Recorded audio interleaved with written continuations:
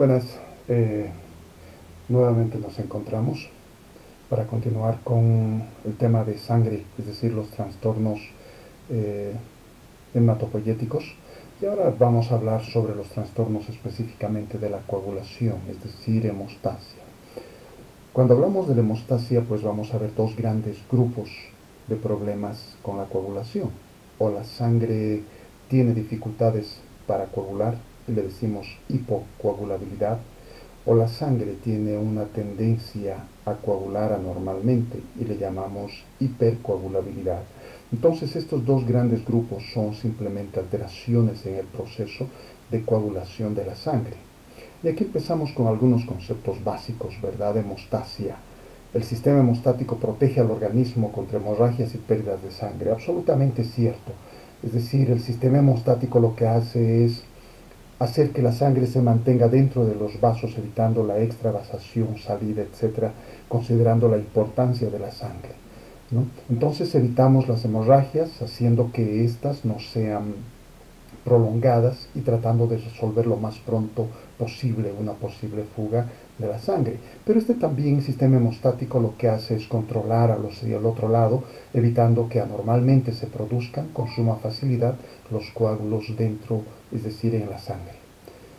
Participan la pared vascular, cierto, la primera etapa, en la cual la pared prácticamente sufre una contracción espástica, el músculo liso se contrae de tal manera que el vaso se contrae en forma espástica cuando hay una lesión vascular que depende del grado de trauma. Mientras mayor sea el trauma, pues mayor será el espasmo, y de esa manera disminuimos, reducimos o completamente bloqueamos la pérdida de sangre. Una vez pasada esta etapa, tenemos la activación de las plaquetas o trombocitos, los cuales van a empezar a agregarse y formar prácticamente un coágulo que se le llama trombo blanco. Después de esto, los factores de coagulación, denominados factores plasmáticos, la mayor parte de ellos producidos prácticamente en el hígado, algunos vitamina K dependientes, otros no K dependientes, ¿verdad? Empiezan a activarse. ¿Activarse para qué? Para formar la fibrina, monómeros de fibrina que van a formar polímeros, es decir, filamentos de fibrina que van a terminar formando el trombo rojo. Y por último tenemos la fase de resolución.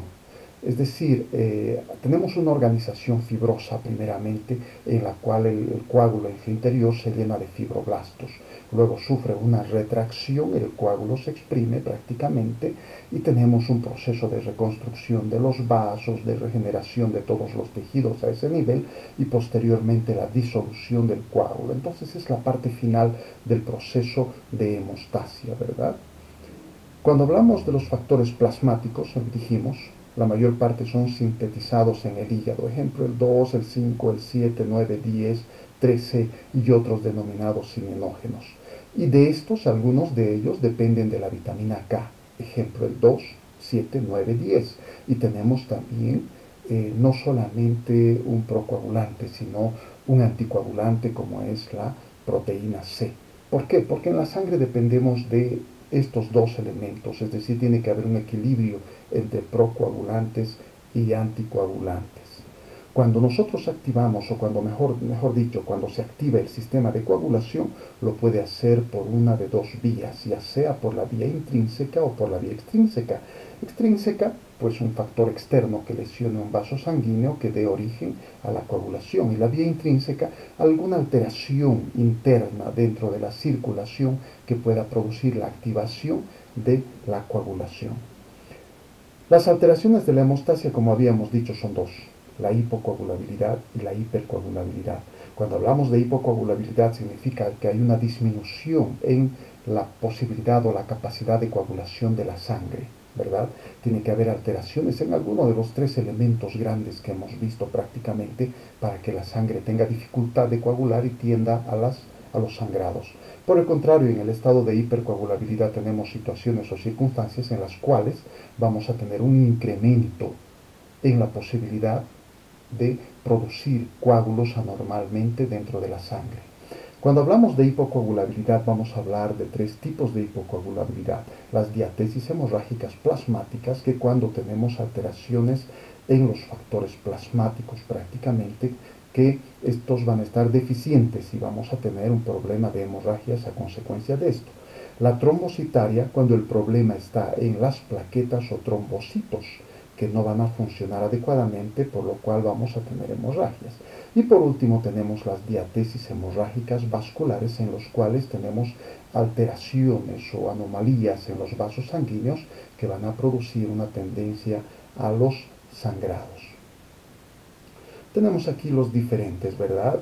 Proceso de coagulación, la lesión vascular, tenemos la primera etapa de vasoconstricción, tenemos la activación de las plaquetas y las plaquetas formando el tapón plaquetario o trombo blanco, y luego tenemos la tercera fase donde los factores de coagulación empiezan a activarse con la formación final de fibrina, monómeros que forman polímeros formando un coágulo de fibrina, y posteriormente tenemos pues la resolución en la cual vamos a tener una organización fibrosa, acumulación de fibroblastos en su interior, la retracción del coágulo, tenemos la reconstrucción de todos los tejidos y tenemos la disolución del coágulo y luego vuelve todo absolutamente a la normalidad.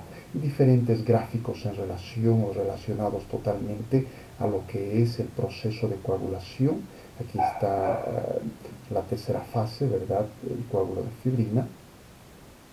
Y aquí tenemos los factores de coagulación. Cuando hablamos del hígado, 2, 5, 7, 9, 10, 13 y los cininógenos. Y luego tenemos algunos vitaminas K dependientes, el 2, 7, 9 y 10. Entonces, vitaminas K dependientes y todos estos, obviamente, producidos en el hígado. Tenemos aquí la vía intrínseca, ¿verdad? La vía intrínseca donde pues tenemos una situación en la cual se forma o se activa el sistema de coagulación por un mecanismo totalmente interno dentro de la sangre. Y tenemos esta que es la cascada de la coagulación en la cual se van activando los factores de coagulación y vemos la participación prácticamente del calcio en estos procesos de coagulación, ¿correcto? Donde al final es el activador de la protrombina, el factor donde se llega, el factor común a estas dos vías. Aquí la vía extrínseca, que es por básicamente el traumatismo asociado a un factor tisular que desencadena esta cascada de coagulación. Entonces este activador de protrombina prácticamente es el que activa a una proteína que se encuentra inactiva circulante en la sangre, que es la protrombina, que se convierte en trombina. Y la trombina activa al fibrinógeno, que es otra proteína circulante, y la convierte en fibrina, en monómeros de fibrina, que estos se van a convertir después en polímeros. Esto es parte del proceso de formación del coágulo de fibrina, que es la tercera fase de la coagulación, y en la cual vemos, por ejemplo, la importancia del calcio en cada uno de estos que va participando en el proceso de coagulación, de activación de estos. Ahora tenemos una situación de hipocoagulabilidad, que habíamos mencionado que son tres tipos, ¿verdad? Las diatesis hemorrágicas, que pueden ser plasmáticas, pueden ser trombocitarias o pueden ser vasculares, y las vamos a analizar estas. Cuando hablamos de diatesis hemorrágicas plasmáticas, significa que estamos teniendo problemas con los factores de coagulación o factores plasmáticos, ¿verdad? Estos sabemos que están producidos en su mayoría en el hígado. Entonces vamos a tener algunos ejemplos. Por ejemplo, hablamos de las diatesis hemorrágicas plasmáticas de tipo hereditarias. Hereditaria significa herencia, ¿correcto? Y tenemos dos grandes grupos aquí, las hemofilias de tipo A y las hemofilias de tipo B. Y cada uno se debe a la deficiencia de un determinado factor. Ejemplo, aquí tenemos la deficiencia del factor 8, que es el que determina la hemofilia de tipo A.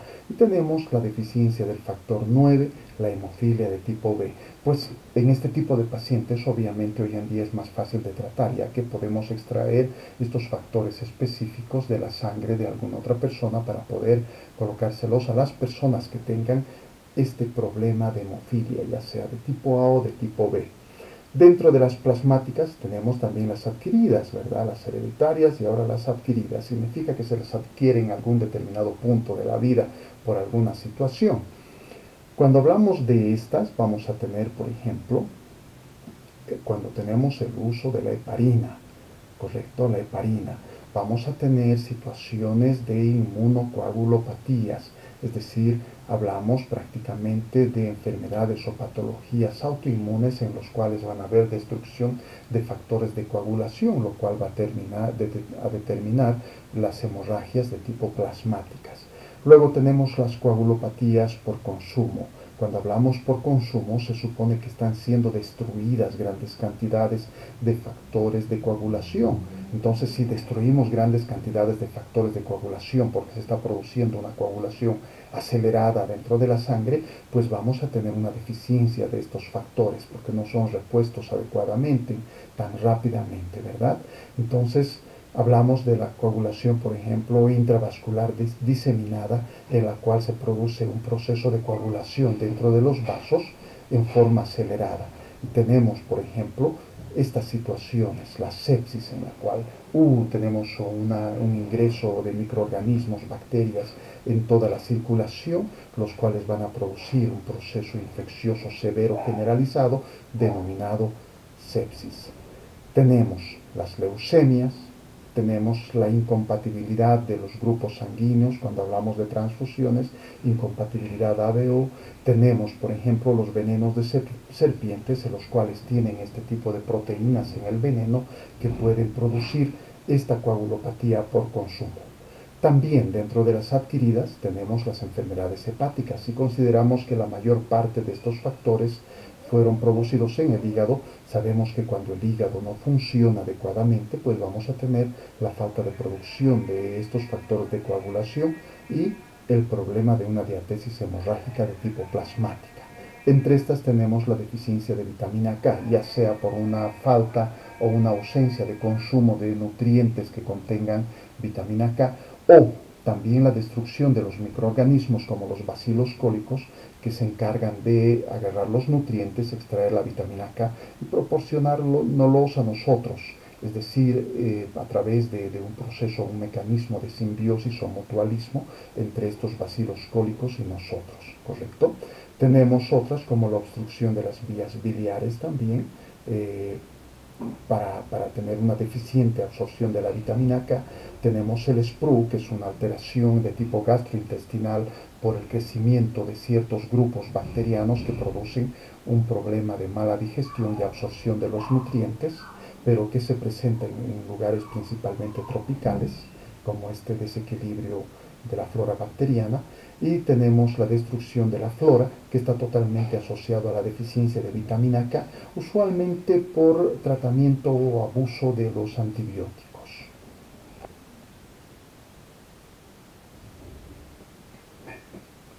Ahora, continuando con las diatesis hemorrágicas trombocitarias, ¿verdad? Hablamos básicamente que aquí hay una alteración en las plaquetas o trombocitos, es decir, ellos son los causantes de la hemorragia. Y podemos tener dos problemas. Uno, que tenemos una alteración en el número o la cantidad de plaquetas, y tenemos alteraciones en su función. Cuando hablamos de alteraciones en el número, pues sabemos que el número normal de plaquetas está entre 150.000 y 400.000 plaquetas por milímetro cúbico. Es decir, del número será cuando están los números o las cantidades de plaquetas por debajo de 150.000 por milímetro cúbico. Y cuando hablamos de alteraciones de la función, prácticamente estamos hablando de que estas plaquetas pueden estar dentro de sus números normales, sin embargo no funcionan adecuadamente o no reaccionan de la manera que deberían reaccionar dentro de una situación de necesidad de coagulación. Cuando hablamos del número, hablamos de un término que se llama trombocitopenia, ¿verdad? Esta trombocitopenia, tromboplaquetas, citocélulas, peñas, disminución. Hablamos de una disminución del número de plaquetas prácticamente. Y esta puede deberse, por ejemplo, a una aplasia. Aplasia significa que la médula ósea no funciona y como está hipofuncionante, pues no produce prácticamente ningún tipo celular. ¿En qué circunstancias podemos encontrar la aplasia? Tenemos aquí el VIH, tenemos las radiaciones por rayos X que pueden afectar a la médula y disminuir prácticamente su función, y tenemos algunos fármacos, por ejemplo el cloranfenicol, que puede producir una aplasia en la médula ósea, disminuyendo el número entonces de estos tipos celulares que son megacariocitos y su fragmentación para formar las plaquetas. Tenemos un exceso de la destrucción de las plaquetas por una hiperactividad prácticamente del vaso que ya habíamos visto también como causa de neutropenias y otros tipos celulares que pueden reducir su número prácticamente por una hiperactividad del vaso, ¿correcto? Tenemos las de causa desconocida, es ahí donde entra este término denominado idiopático. Tenemos las reacciones alérgicas a fármacos, en los cuales vamos a tener una reacción de destrucción por una respuesta de antígeno, de alergeno reagina, mejor dicho, o en las cuales nuestra propia inmunidad desencadena la destrucción de las plaquetas a consecuencia de un problema de sensibilidad o reacción alérgica a ciertos fármacos, ¿verdad? Como por ejemplo de la familia de las sulfas, que se encuentran como ejemplo dentro del cotrimoxazol o trimetoprim-sulfa-metoxazol, y las sustancias químicas como la quinina, totalmente relacionada con el tratamiento de la fiebre amarilla, y también con algunas patologías de tipo reumáticas como la artritis reumatoidea.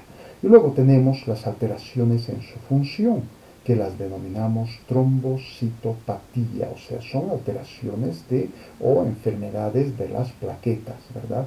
En esta situación las plaquetas pues no funcionan adecuadamente, no responden adecuadamente ante una situación de hemorragia.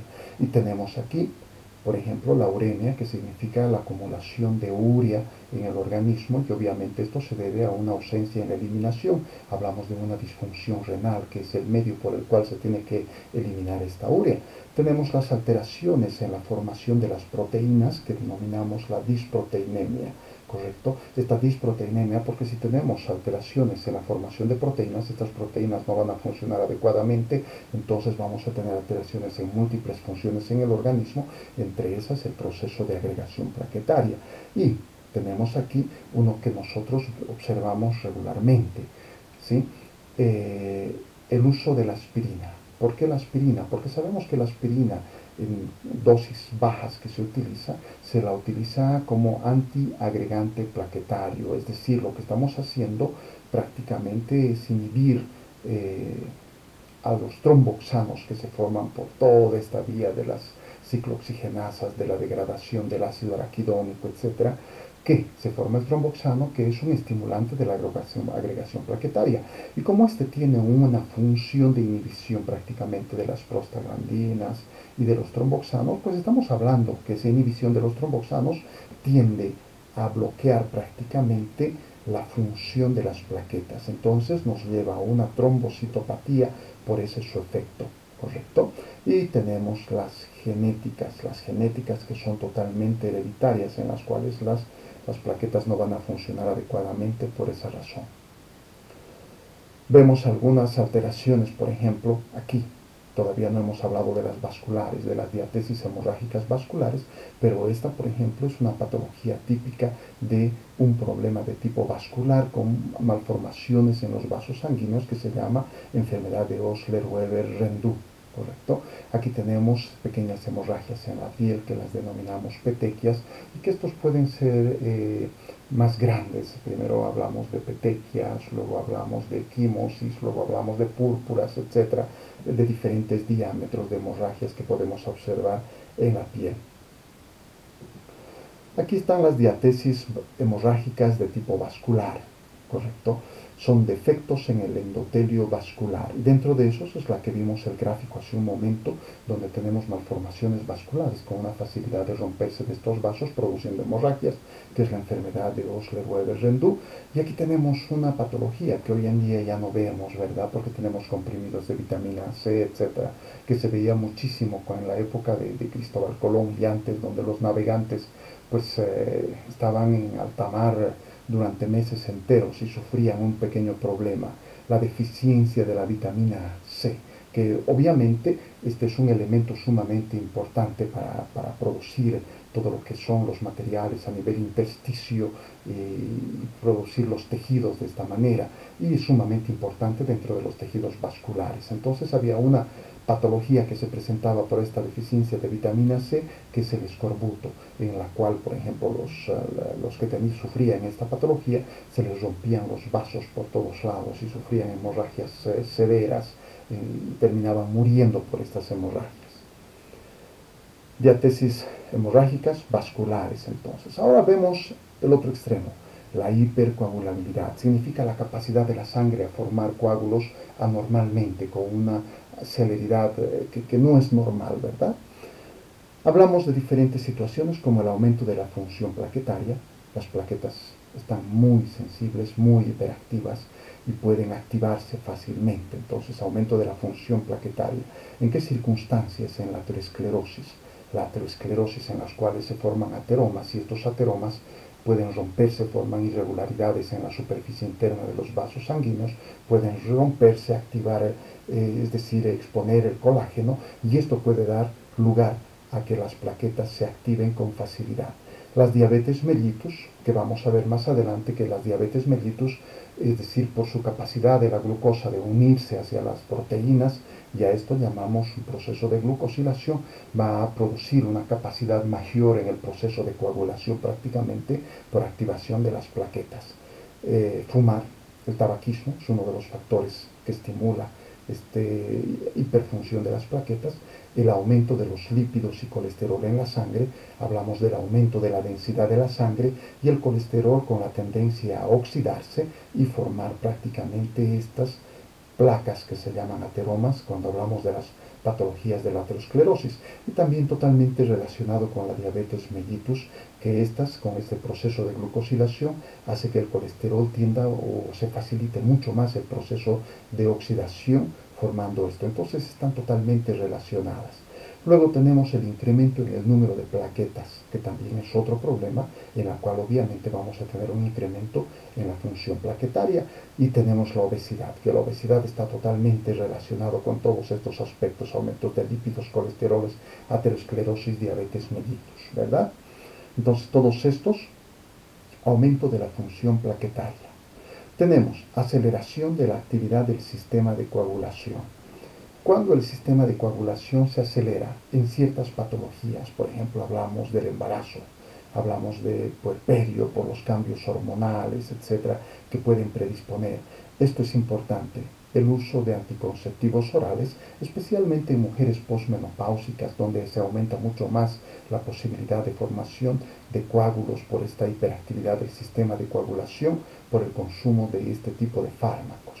Tenemos situaciones postquirúrgicas muy asociadas a lo que es la inmovilidad, éxtasis, en el cual el paciente está totalmente inmóvil, y esto puede ocasionar que, bueno, la sangre pues se tiende a encharcar, disminuye la velocidad circulatoria, con una gran posibilidad de activarse la coagulación y por tener este tipo de problemas. La insuficiencia cardíaca congestiva, ¿verdad? Por básicamente lo mismo, por una disminución en la velocidad circulatoria. Las neoplasias, que son uno de los aspectos más importantes en el proceso, una de las causas más frecuentes en los procesos de activación del sistema de coagulación. La hiperviscosidad de la sangre, cuando hablamos de un exceso de glóbulos rojos, es decir, eritrocitosis, las policitemias, cuando hablamos del aumento de los lípidos, etc. La densidad de la sangre se acelera, disminuye la velocidad circulatoria, se produce la activación del sistema de coagulación. La sepsis, ¿verdad? La sepsis. Hace un instante habíamos hablado de una coagulopatía de consumo, en la cual se consumen grandes cantidades. Entonces la sepsis es uno de los factores donde el sistema de coagulación prácticamente se activa. Y hablamos de un proceso que se llama coagulación intravascular diseminada, que está totalmente asociada a la sepsis. El síndrome antifosfolípido, que es una enfermedad de tipo autoinmune con vasculitis o procesos de inflamación a nivel de los vasos sanguíneos. Tenemos las congénitas, que son de nacimiento, con resistencia o deficiencia de las proteínas C y S, que estas proteínas C y S prácticamente son proteínas dedicadas a la anticoagulación y que son parte de este equilibrio entre procoagulantes y anticoagulantes. Y las proteínas C y S son anticoagulantes. Entonces, si tenemos esta deficiencia, vamos a tener un desequilibrio en favor hacia los procoagulantes con activación o hiperactivación del sistema de coagulación. Y tenemos la deficiencia de antitrombina. La antitrombina es una sustancia que tiende a unirse a otro y formar un complejo antitrombina 3 heparina, los cuales sirven como un proceso de anticoagulación o de tensión del sistema de coagulación, ¿correcto? Entonces la deficiencia de esta sustancia antitrombina obviamente va a tener una tendencia a producir coagulación en el organismo. Cuando nosotros hablamos prácticamente de una situación postquirúrgica de la que estábamos hablando, donde está asociada a la inmovilidad, ¿verdad? Hablamos de una tríada sumamente importante en las situaciones de hipercoagulabilidad. Hablamos de la tríada de Virchow. Esta tríada de Virchow es una tríada, tres situaciones en las cuales el proceso de coagulación se encuentra totalmente acelerada. Por ejemplo, éstasis. Habíamos hablado de la inmovilidad y generalmente en situaciones postquirúrgicas o después de ciertas cirugías, ¿verdad? Donde el paciente queda totalmente postrado y pues no hay activación de los músculos, los cuales estimulan el movimiento, la circulación sanguínea. Tenemos una situación de éstasis de la circulación que puede predisponer a la formación de coágulos. Luego tenemos las lesiones vasculares, hablamos de vasculitis, traumas, etc., lesiones de las venas en las cuales las flebitis pueden producirse, coágulos a consecuencia de la vasculitis, y tenemos las situaciones de hipercoagulabilidad, como por ejemplo la hiperviscosidad, el uso de anticonceptivos, las neoplasias, la sepsis, los síndromes antifosfolípidos, etc., en los cuales, o las congénitas con las deficiencias en su funcionamiento o la deficiencia en la cantidad de proteínas C y S que nos llevan a situaciones de hipercoagulabilidad. Entonces tenemos todas estas situaciones que están distribuidas en estas tres prácticamente y se denomina la tríada de Virchow. Nuevamente aquí en este gráfico, ¿verdad?, que nos habla, en 1856 Virchow, que es un médico alemán, nos dice, son tres estas características básicamente que engloban a todos estos aspectos que nos pueden llevar a un estado de hipercoagulabilidad. Ahora, hablemos de fármacos que predisponen a hemorragias. Estamos hablando prácticamente de fármacos que tienen o producen una tendencia a la hipocoagulabilidad. Y vamos a ver tres grupos: interferencia con producción o función plaquetaria, interferencia con los factores de coagulación y disminución en los niveles de la vitamina K, ¿correcto? Entonces, cuando hablamos de vitamina K, prácticamente estamos hablando esta interferencia con factores de la coagulación, pero asociados a la vitamina K, los cuales dependen de la vitamina K para ser formados. Interferencia en la función plaquetaria o su producción, están la acetazolamida, que clínicamente ya no se la utiliza mucho, prácticamente es un diurético. Están las bebidas alcohólicas, los fármacos que se utilizan contra el cáncer o antineoplásicos, antibióticos como la penicilina y las cefalosporinas, extrañamente, que por lo usual, gracias a Dios, no las vemos con mucha frecuencia. Aquí están los salicilatos. Salicilatos, estamos hablando de la aspirina, ¿verdad? La aspirina, y que están asociados a los AINES, porque los AINES son pues derivados de los salicilatos cuando hablamos de antiinflamatorios no esteroideos. Algunos anticonvulsivantes como la carbamazepina, los clofibratos, los fibratos prácticamente, que son para reducir las cantidades o las concentraciones de triglicéridos, la colchicina, que es un antiinflamatorio totalmente asociado a las hiperglicemias y gota, los dextranes son soluciones parenterales muy densas, el dipiridamol, diuréticos tiacídicos, que es prácticamente la primera línea en lo que es el tratamiento de la hipertensión arterial, sales de oro, pacientes psiquiátricos, la heparina, que es básicamente un anticoagulante. La heparina, hemos visto que esta, por ejemplo, pues se asocia prácticamente a la unión de la antitrombina 3 y suprime varios de los factores de coagulación, evitando los procesos de coagulación. Tenemos los AINES asociados a los salicilatos o la aspirina, la quinina, que habíamos hablado como un compuesto que está relacionado al tratamiento de la fiebre amarilla y algunas como la artritis reumatoidea, enfermedades autoinmunes, las sulfinpirazonas, las sulfonamidas, las sulfas, cotrimoxazol, trimetoprim, sulfametoxazol, todas estas, función plaquetaria. Factores de coagulación, amiadarona, que es un antiarrítmico para las arritmias cardíacas. Estamos hablando de los esteroides anabólicos, que son sustancias que se utilizan entre los pesistas para hacer crecer los músculos, que están relacionados a esta interferencia con los factores de coagulación. La warfarina, ¿verdad? La warfarina, que es uno de los que actúa sobre los factores de coagulación, y también la heparina. Entonces, la heparina no solamente está asociado a la antitrombina 3, ¿sí?, que está relacionado a la función plaquetaria, sino también a la inhibición de ciertos factores de coagulación, es decir, actúa por ambos lados. En cambio, la warfarina simplemente la inhibición de ciertos factores de coagulación. Ahora, la disminución de los niveles de vitamina K, pues vamos a tener dos, el clofibrato, que estamos hablando que también se encuentra dentro de la interferencia con la función plaquetaria, y tenemos también algunos antibióticos. ¿Antibióticos por qué? Porque los antibióticos me van a destruir la flora microbiana, como los bacilos cólicos asociados al aporte de vitamina K adicional que nosotros tenemos, ¿correcto? Entonces, a través de un proceso de simbiosis. Esto es todo en relación a lo que es la hemostasia o coagulación. Entonces, con esto terminamos todo lo que son las alteraciones del sistema hematopoyético, la fisiopatología de la hematopoiesis. Es el tercer tema.